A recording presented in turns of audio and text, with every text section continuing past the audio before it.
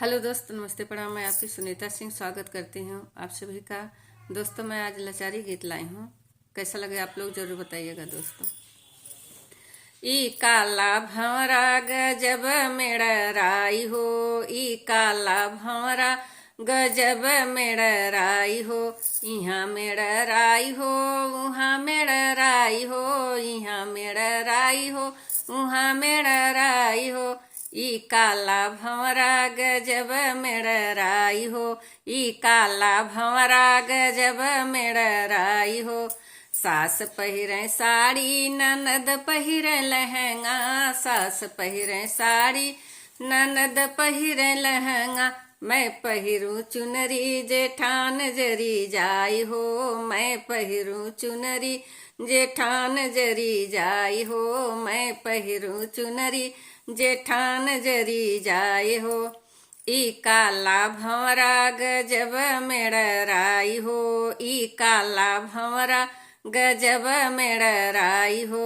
यहाँ मेड़राई हो, उहाँ मेड़राई हो, यहाँ मेड़राई हो, उहाँ मेड़राई हो।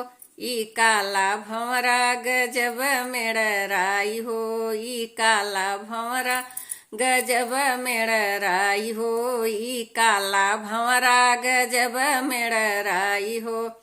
सास खाई पेड़ा, ननद खाई बर्फी, सास खाई पेड़ा, ननद खाई बर्फी।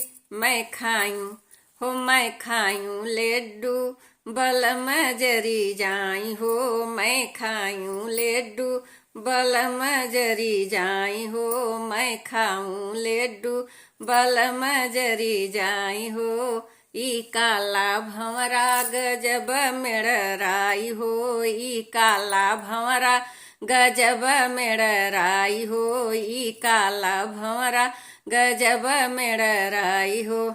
यहाँ मेड़राई हो, उहाँ मेड़राई हो, यहाँ मेड़राई हो, उहाँ मेड़राई हो। ई काला भंवरा, ई काला भंवरा गजब मेड़राई हो, ई काला भंवरा गजब मेड़राई हो।